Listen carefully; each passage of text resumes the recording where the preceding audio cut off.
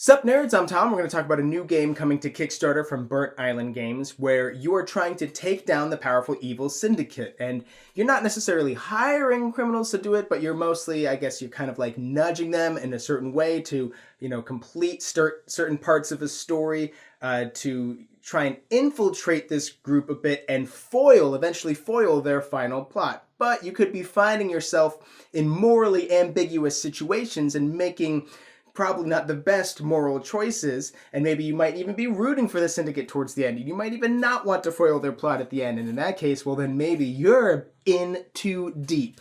Boom! I did it.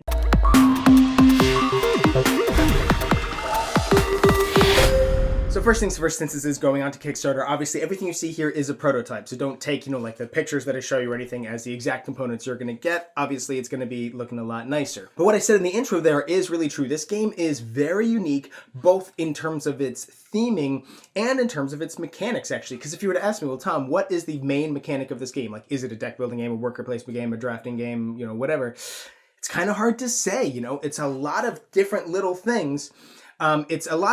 Mostly it's action selection to manipulate the common board state so that you can complete certain objectives that you have in your hand. Now, obviously, there's a lot more than that. Actually, this game is a lot more deep than you would initially think. It doesn't look like a heavy game, and I'm struggling in the use of the word heavy. I don't know if I want to say that because the connotation usually means, I say it's a heavy game, and then you'll think, oh, well, it's kind of like a Vital Lacerda game, it's like Escape Plan. And not really, it's just, again, it's more than meets the eye. And speaking of Vital Lacerda and Escape Plan, this game is, I do think of it kind of like Escape Plan in that it's very, unique in theme, but a lot of the things that you do, a lot of the mechanics, almost makes sense more when explained thematically than when explained like mechanically. So I'm definitely not going to explain to you all the rules of this game. This isn't a how to play, but I do want to give you a basic overview of the type of game that it is. So basically the mechanics, you have a good idea and a feel for it, and then you can decide for yourself if this is the type of game that you would like. So one of the main things you're going to be doing is you're going to be completing these story cards. There's side stories and like the main story cards, and they're both like objectives. They're personal objectives that you have in your hand, and they're all about manipulating this board state. So you're going to be taking actions on your turn to move these different criminals around, have them pick up items, have them trigger different abilities that are on the board, have them trigger different abilities that they just have, like each character out there, each different criminal has a special ability. In order for you to use the special ability of the criminal, you actually have to have a certain amount of they call it grip, but it's kind of like influence with that criminal. So you have this little track on your board. So you hook a criminal. So you kind of put them under your control. You grab a little token representing them and putting them on your board to show that you're going to be controlling them throughout this round.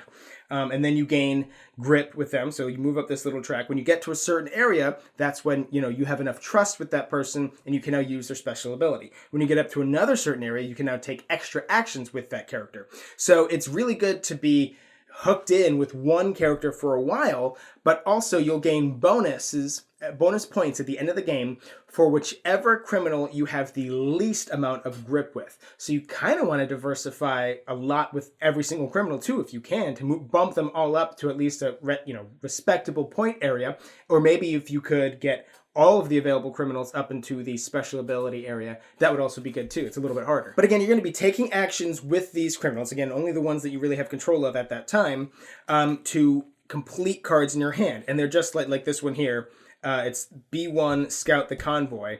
You must be holding the bird's eye, that's a specific item token, in a zone with the blaster. That's another specific item token. And then when you do that, that's completing the thing. You drop the bird's eye, you drop the token, but then it has these two little boxes in the bottom left and right. That's where you decide, if you're going to be good or evil. It's sort of like that video game Infamous, which actually is one of the very few video game references I'll ever be able to make because I don't really play video games, but hey, there's one. Ba-boom. Now the one on the left focuses on less corruption and more of gaining and filing evidence. And the one on the right focuses on more points, more corruption, and a little bit less gaining and filing evidence. So I'll explain to you what all those are, except for points. You kind of know what points are.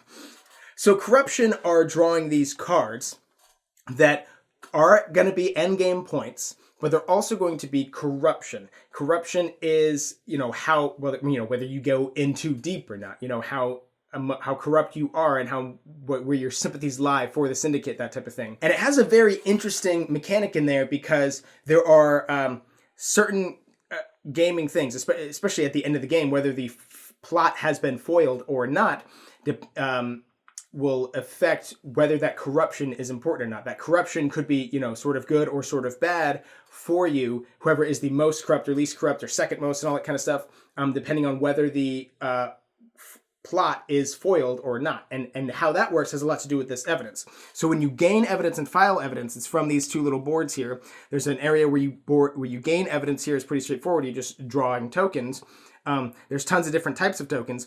But then when you file evidence, it's placing tokens in two different areas on this other board. One is for a end of round goal thing where there's these specific tokens that you want. So you're trying to lay these exact copies of that token face up to complete these rows so you can get bonus points at the end of each round, or each chapter, I think, in this game. There's another area where you're going to file evidence face down. Now, that is for the end game scoring thing, whether the plot is going to be foiled or not. And there's a bit of a memory aspect in that too, because it's all about having sets of tokens. If there's a multiple of the same type of token, depending on the number of players, like let's say in a 2-player game, you would need 3 sets of 3 of the same tokens. So 3 of this token, 3 of that token, and 3 of that token.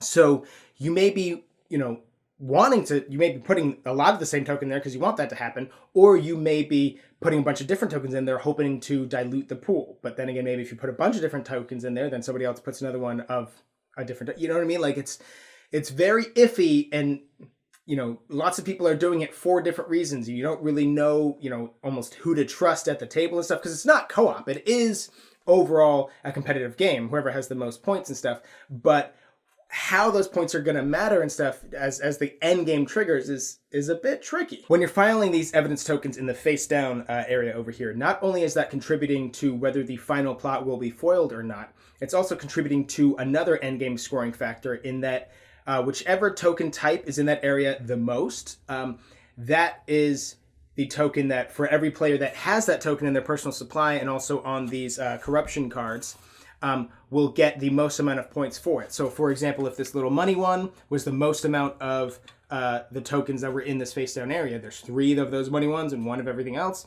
Well, then every money token that you have in your personal supply and on your corruption cards will be worth 4 points. And then all the other ones will be worth 3, 2, 1, So again, there's a lot of things going on. Not so much, again, in like a really, really heavy game where there's so many different aspects and so many things to consider and so many different options, so many different actions you can take. But each action and each option and each possibility has like, multiple layers to it, if that makes sense. Like even there are these little boost tokens that you can gather throughout the game. They're just like, either instant or one-time use special abilities that you get to make things a little bit easier. You get to draw cards or gain more grip or lose some corruption or whatever. Peek at tokens, that's pretty powerful. But even whenever you gain those from different effects, there's a little place on this board where you get to draw from a stack of 3, but then the one clockwise to it that you didn't draw gets a point token put on there. So like every little thing has those